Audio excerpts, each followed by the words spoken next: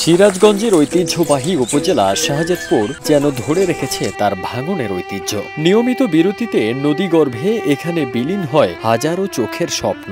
বর্ষা শুরুর আগেই উপজেলার ধিতপুর সহ আশপাশের গ্রামগুলো যমুনা নদীর ভাঙনে ব্যাপক ক্ষতির মুখে পড়েছে। কয়েক দশক ধরে নদী ভাঙন চললেও এখন পরিস্থিতি আরো ভয়াবহ হয়ে উঠেছে বলে জানান স্থানীয়রা।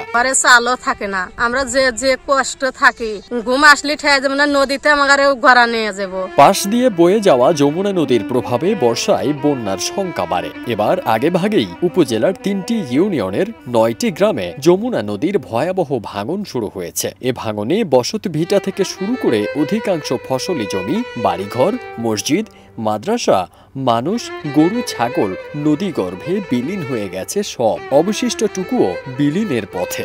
মেয়ে মানুষ হয়ে জমি জমা আবাদ করছি, বাওরা জমিগুলো আমার নদীতে পড়ে গেছে।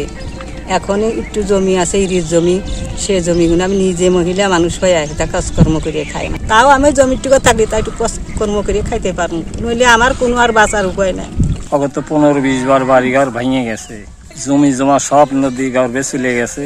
15-20টা গ্রাম এইভাবে অসহায়ভাবে আমরা ভুগতেছি।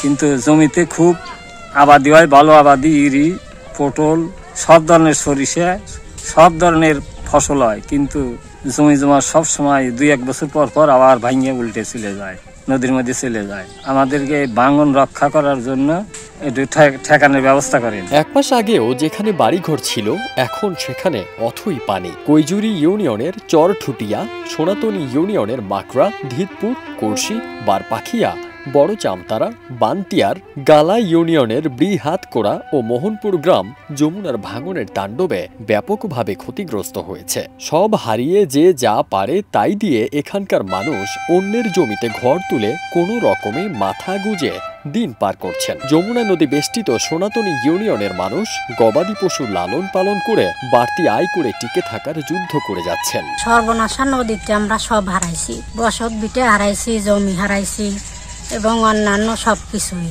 আমরা শাকসবজি এবং গরু বাছুর পাইলে কোনোভাবে আমরা ভালোভাবেই চলতাম।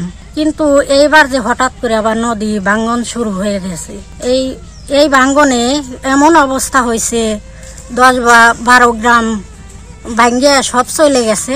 এখন আমাদের গ্রাম, এখন যদি ভাঙ্গা রোধ না করা হচ্ছে তাহলে আমরা একেবারে শেষ হয়ে যাব বাচ্চা কাচ্চা নিয়ে। ধিতপুর গ্রামের বাসিন্দারা বলেন, অন্যের জমিতে ঘর তুলে থাকি, সেটিও এখন ভাঙনের হুমকিতে। ভাঙন কবলিত আরেক বাসিন্দা জানান, চ্যাংড়া থেকে বুড়া হয়ে গেলাম, তবুও কোনো সরকার ভাঙন রোধে ব্যবস্থা নেয়নি। স্থানীয়রা দ্রুত স্থায়ী বাঁধ নির্মাণের দাবি জানিয়ে বলেন, দেরি হলে পুরো ইউনিয়নই হারিয়ে যাবে। লাউ, মিষ্টি লাউ বুইনে বেটা বেটিলে খাইছি, এইতে দিয়ে বেশি আমরা খায়া বাড়ি ঘর আমরা করছি, জমি উঠু কিনছিলাম। আর হেতে যদি ভাঙে যায় আমরা কি খামু, কিভাবে চলমু? মসজিদ, মাদ্রাসা আমাদের ক্ষতিগ্রস্ত।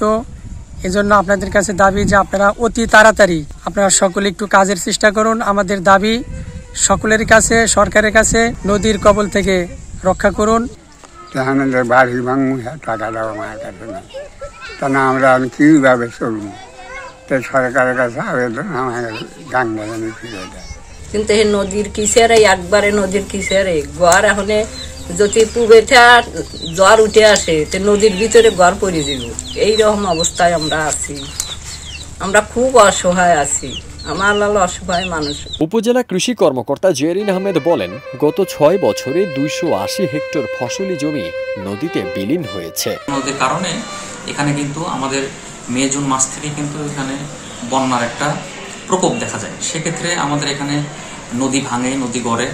আমাদের শাহজাদপুর উপজেলার সোনাতনী, গালা এই ইউনিয়নগুলো একটু বন্যা কবলিত ইউনিয়ন। গত 23-24 অর্থ বছরে এই সোনাতনী ইউনিয়নে কিন্তু 35 হেক্টর জমি কিন্তু বন্যা কবলিত হয়ে ভেঙে গেছে। আমাদের সরকারের পক্ষ থেকে যখন এই কৃষকদের জন্য বিভিন্ন প্রণোদনা বলি, পুনর্বাসন কর্মসূচি বলি, যে শস্যগুলো আসে, আমরা কিন্তু প্রাথমিকভাবে ওই ক্ষতিগ্রস্ত যারা আছে তাদেরকে কিন্তু আমরা প্রায়োরিটিতে তাদেরকে আমরা বিভিন্ন বীজ এবং সার সহায়তা দিয়ে থাকি এবং আমরাও এটা ভবিষ্যতে এই কার্যক্রমটা অব্যাহত রাখবো। উপজেলা নির্বাহী কর্মকর্তা মোহাম্মদ কামরুজ্জামান বলেন, ভাঙন এলাকা পরিদর্শন করে ক্ষয়ক্ষতির হিসাব করা হবে। পানি উন্নয়ন বোর্ডকে দ্রুত বালুর বস্তা ফেলার নির্দেশ দেওয়া হয়েছে। আমরা ইতিমধ্যেই পানি উন্নয়ন বোর্ডের সাথে যোগাযোগ করেছি এবং আমরা যোগাযোগকে অব্যাহত রাখছি যাতে ওখানে তারা কিছু জিও ব্যাগ ফেলানো যায়, যাতে ভাঙনটা আপনার প্রতিরোধ করা যায়। আমরা দরকার হলে তাদের সরজমিনে আমরা পরিদর্শন করব এবং তাদের যাতে কোনো ক্ষতি না হয় সে ব্যাপারে আমরা পদক্ষেপ গ্রহণ করব। ফারদিন সানি, দেশ রূপান্তর।